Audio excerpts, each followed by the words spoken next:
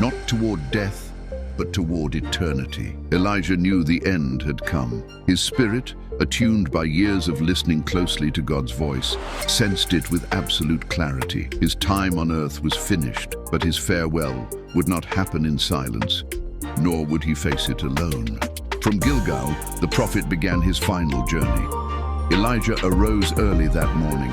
The desert breeze felt gentler than usual, and the sun had not yet fully risen, but already Elijah had set out on his journey. Beside him walked Elisha, his student, his successor, the young man who had left everything behind just to follow him, and from that day onward had not spent even a single day away from his side. At every stop, Elijah was testing Elisha's heart. When they reached the entrance to the promised land, Elijah told him, "Stay here, Elisha, because the Lord has sent me on to Bethel." But Elisha didn't hesitate. "As surely as the Lord lives, and as surely as you yourself live, I will never leave you." And so they continued walking together. At Bethel, the group of prophets came out to meet them. They pulled Elisha aside and quietly asked, "Do you know the Lord is going to take your master away from you today?" Elisha simply nodded.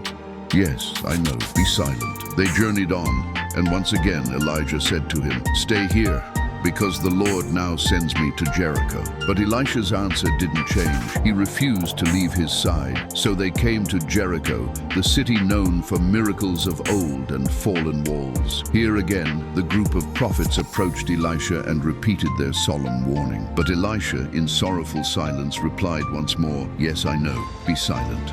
At last they reached the Jordan, the sacred river.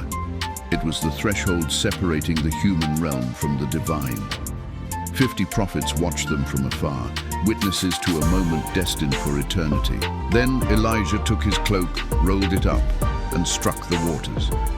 Immediately the waters parted. Just like in the days of Moses, the currents pulled back, splitting apart left and right, opening a dry path for the two men to cross over safely.